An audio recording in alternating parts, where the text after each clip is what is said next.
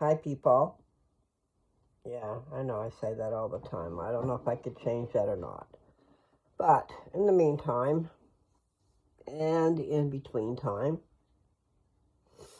all right, so what did I do today? Today is the 5th, by the way, the 5th of February.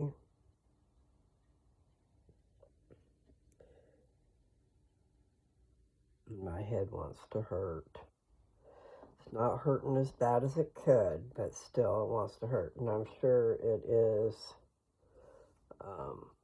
blood pressure and diet. And then sometimes I guess what you eat. Maybe what you eat can make you sick too, because I had something that tasted good. I had sausage and eggs, and I took a potato and microwaved it, a small one, and then cut it up into pieces and put it in the frying pan with my other stuff. So it was tasty, but I do think sometimes different foods that I might eat might have an effect on my little head. But if you don't eat, it'll definitely affect it, right? Okay, I just want to do a little shout out to Linda. I know you had surgery. You had surgery today. So, I don't know how bad your eyes were. I couldn't see at all when I had my cataract surgery. But what a blessing. What a wonderful thing. And I was awake during it. They don't want you to go to sleep. Got to hold your eyes open and you can't move them. Oh, it's not funny. But anyway, I do remember. I remember what a wonderful blessing it was. And they only do one eye at a time. And I guess I can see their reasoning. That way, if you can see it all, then you can see out of the other eye. But if you can't see it all, I don't know. And then the other thing is you got to worry about eye drops. Okay? I don't remember if they even gave me a choice with different eye drops. There's these different eye drops, and you got to do so many and so many and so many drops per day, 4 times a day. And then when Dad, let's see, I took care of Dad. And when Dad had his done, they offered him eye drops. That was 1 bottle. So you didn't have to have 3 different bottles that you're putting eye drops in, and you got to do them 3 or 4 times a day. That's just confusing, disconcerting. I don't know if that's the right word. Disconcerting. Anyway, the point is, it's much easier. It costs more, but you get 1 bottle of drops, and then they mix it together, so it has everything that you need in it.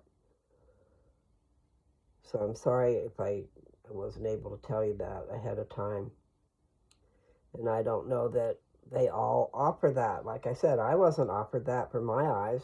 And that is a big deal, having that many different drops you got to have put in your eye. And confusing. That's why I said disconcerting or whatever. So, anyway, Linda, I hope you're doing great. Like I said, I don't know how bad your eyes were, but here's the deal. I can see. I could not see. And then when they were taking it out, they take out, I guess, a crystal, whatever you have in there to see through. They take it out and it kind of shatters and stuff. It was weird. You could hear it, and it would be breaking up like glass or something. But man, once they put the new lens in there, it was just wonderful. And they even let me go home without covering it all up and stuff so that I could enjoy seeing, because I hadn't seen in so long. It was wonderful. So I hope that's kind of how it is for you, at least the wonderful part. And then also, I got a little box from you yesterday. Thank you very much. But I didn't really pull it out until today. I knew it should have been in there yesterday, but I didn't go look. I just figured somebody would let me know if I got a package. Anyway, thank you very much. Now I'll just have to figure out how to use it. And maybe it'll help me out. I could use a little help. So anyway, I hope you have a great day with your eyes. And yeah, you got to go back in for another one, but maybe you'll realize it's going to be wonderful. I'm just glad that there are doctors who know how to do that. I mean, it's a big deal. And lots of people are experiencing cataracts. And it's kind of like the stop signs that are red. They're red in color, but it isn't very long out there that they're turning white because the sun is bleaching them. And the same thing can be happening with your eyes. That's just a thought, okay? But the sun is pretty bad off. Don't know what I'm trying to say. It's pretty damn strong for our eyes. And stop signs of all things. You get a stop sign that starts out dark red. Oh no, it doesn't end up that way. It's white. Totally bleached white from the sun. So I don't know, people. We might not want to be out in the sun a whole hell of a lot. Heck of a lot. Don't say that word, hell. It's the state of mind. And according to the Bible, it's a place that some people are going to go. So I wouldn't want to be in that state of mind forever. Okay, now we'll get off of that. I don't know what I have to say, people.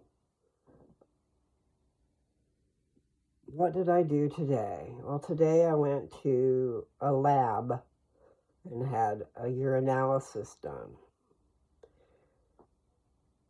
Because my doctor said she saw a little something in my urine. But we had so many things that we were doing that was put on the back burner. And this uncomfortable feeling that I've got down there in my abdomen, and to do with my peeing and different things, it's been going on for a while. And the only thing I know is a long time ago, what'd they do? Oh, I needed to go in for cancer treatments, and they wouldn't let me come for the cancer treatments unless I went in and made sure I didn't have COVID. Well, I described all my symptoms and see Dad had COVID. And so, I went into urgent care, spent all that money, and I had to put the money part in there, but they want to send you to here or to there instead of taking care of it themselves. Like I said about Dad, when he went to his doctor, he's right there in his doctor's office with an emergency, and she couldn't take 5 seconds to look at him. No, she wanted him to go to urgent care. Well, urgent care is either $90 or $120 or something like that, when they could have just taken care of it. But anyway, same deal. I could not have my treatments unless I proved that I didn't have COVID. So I had to go in and be tested. And I hadn't been tested up until that point for COVID. Because when COVID was going on, I was out in the country. I was not affected by it. I really didn't want to ever take that test. And if it wasn't for my damn treatments, I wouldn't have. But I took it. But here was the deal, is they gave me 2 different prescriptions for in case I had a bacterial infection and in case I had COVID.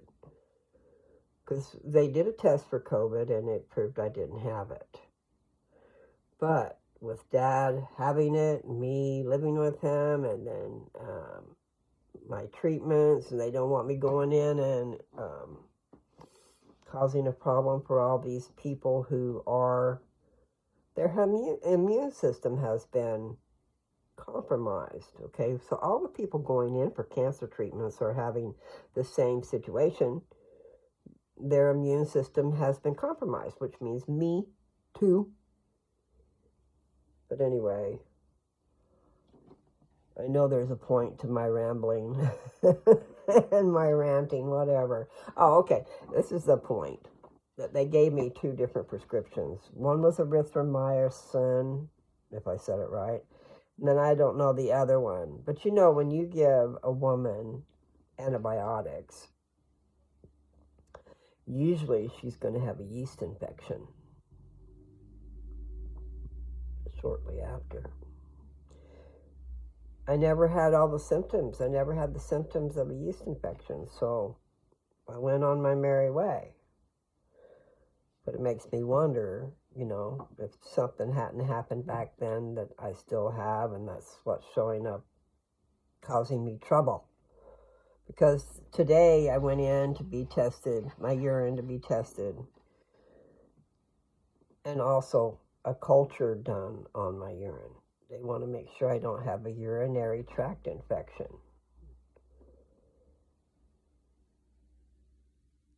So I'll wait and see what happens. But I do feel weak down there and painful. Like the other day, my doctor called and she was talking about that, and I'm going, oh, I don't feel bad. The uncomfortableness had gone away. Well, now it was back, and it probably was still there to begin with. I don't know. Anyway, we'll wait and see what the doctor has to say, and if she puts me on some more medication. But that's the only thing I can see that's happened to me was those 2 different prescriptions. That's the only way they would let me go in and have my cancer treatments. I don't know how I feel about that. But it'll be good to know what's going on with my body, and hopefully they can figure it out and we'll get it straight. I felt weak down there. And I know there was a time when I was going potty all the time. Mostly I wouldn't have to go potty. I mean, I would feel like I had to go, and I would get in there and I wouldn't have to go. And I wouldn't have to go very much at all. And so, yeah, not a happy camper. So I'll be a lot happier if they can take care of the problem. But what if they try to give me another prescription of an antibiotic? It seems a little bit suspicious. It's not the right word, but you know what I mean. You got a problem because you were on antibiotics, and they're going to give you an antibiotic to get rid of the problem, and then what? Then you're still going to have that problem. You know what I'm saying? Okay, so that's enough of that subject. But that is what I did today. I went to the lab and got tested. Okay. I was trying to remember. Okay, so yeah, they did. It was different than just going in for a urinalysis. Okay, but I think she just wanted to make sure, the doctor, or whatever you call her. She's a nurse practitioner, but she is accepted as my primary care doctor. And I needed one. I've needed one for a while, but I've been gone away from Colorado. That's where my primary care doctor was until she left and went to go teach. So I haven't really had a doctor, primary care doctor, for over 2 years. So maybe something good will come out of this. So in the meantime, I still have my bandana on because of headaches, man. I went and bought some BC powder the other day, and I have to be careful not to take those too much. For some reason, my surgeon, the one who did my first surgery, what did he say? I was about to tell you something he said, but now I forgot. Oh, he said the aspirin takes away your platelets. And I'm just not up to snuff on that. Platelets. Has to do with your blood. Probably has to do with being able to be healed. And see, that they wouldn't let me have my BC powders or aspirin when I was going through surgery and stuff. So it has to do with that. I got hair everywhere. So in the meantime, we'll get off of that subject. I just wanted to say, hey, for a minute, I've been watching Last Man Standing. I like that show. I like Tim Allen. You know, they've also got Tim the Toolman Taylor, Home Improvement. Okay, so there's Home Improvement, then there's Last Man Standing. Now there's a new show, but I don't know if I can get it on the TV. And it's new as far as it's got one season. And I just saw a preview of it the other day. Something about changing gears. So I'll have to check that out one of these days if they have it. And it's too hot in this room. I'm next to a radiator. This little teeny real radiator. And it's hot. So I got to get away from it. So I'm going to pull this. That's my, what you call it? Oh, let that open up and get some cool air in here. The charger, that's what that was, okay? The charger for my phone, so that I can talk to you people. You persons of interest. Have you guys ever watched that show? Person of Interest? That's really good. I don't know that they have it on TV anymore, or they just took it off one channel. Maybe it's on another one. I haven't looked for it. But it's really pretty good. A Person of Interest. I can't remember much about it to be able to tell you. I believe they invented this computer, or they programmed this computer, whatever. I think they invented the one. And it would spit out names. That was a person of interest. But it wouldn't tell them what the interest was. Are they a criminal, or are they someone who's about to be used by a criminal, or something like that? So it could be good or bad, okay? But it was really a pretty good show. And yeah, Nancy's the one that got me interested in it. When we were all together with Dad, Nancy had us watching that show, and it was really good. There's another one called Almost Paradise. Almost Paradise. That was pretty cute, too. That might still be on there. I'll have to look and see. I sure wish I could get rid of these stupid headaches. They're driving me insane. I might already be insane, right? No, I'm not. I'm just different. And those people who think normal is the way to be, well, I don't think I'm normal. I'm probably Abby normal. But I'm not complaining about it. I like me. Not everybody's going to understand me, but that's just the way it is, right? My one side of my hair looks all poofy. So, what else? You know, I went and looked at my scriptures that I wanted to read and stuff, but I just didn't feel like it. Okay? I hope you guys will investigate and go and look into that stuff, but sometimes it does get pretty heavy. And I just don't feel like it right now, especially having an irritable head. But anyway, I do like funny shows. Now, Person of Interest, that's not funny, okay? But Almost Paradise has got a lot of comedy with it. And detective stuff also. I don't know how to really describe that show, and my head doesn't want to work right now, so I'm not going to stay on here long. It's already been almost 20 minutes. Anyway, maybe I will go ahead and get off for now. Just wanted to say hey, especially to Linda. I know you had a traumatic day thinking about what you were fixing to have done, but hopefully it turned out great. Groovy grapes. That's one of the things they used to say when I was in high school. Groovy and groovy grapes. I don't know why.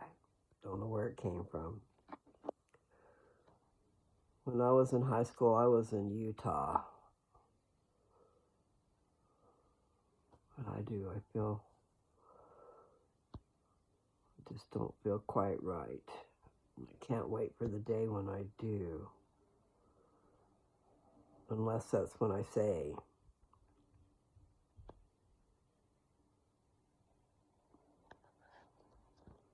That wasn't a good thing. We'll hope that this goes away. That it's not a normal way of being. You know, when you have cancer.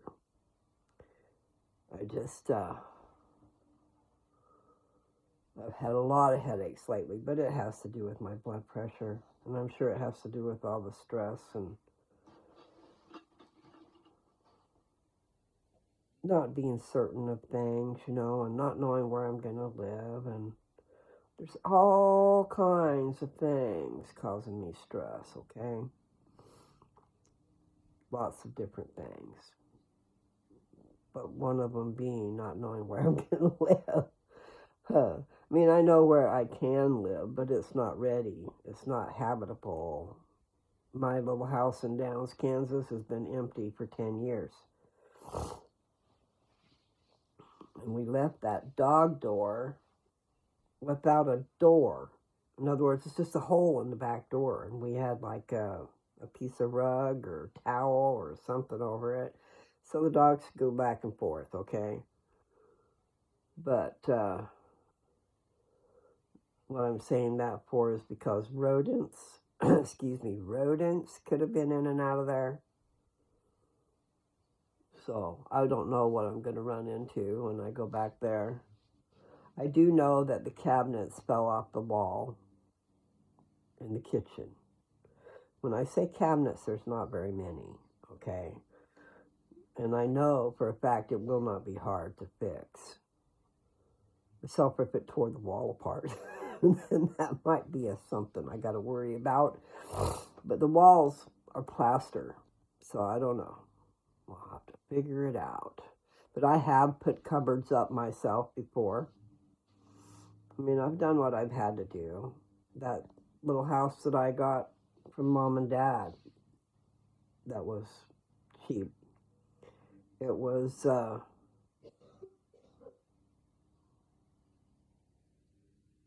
on the auction block. Okay. Mom and Dad got it, and I bought it from them. And it had cupboards up on one wall. Okay. But I put cupboards up on a different wall. I bought cupboards, and then I put them up. And I didn't have a man around to help me. I did have Jessica, though. She must have helped me. But I put the cupboards down along the floor, the ones that go on the floor, and then I put boxes to the height that I wanted the top cupboards, to the height that I wanted the bottom of the top cupboards, okay? I put boxes and then set the cupboards on it and then screwed them into the wall.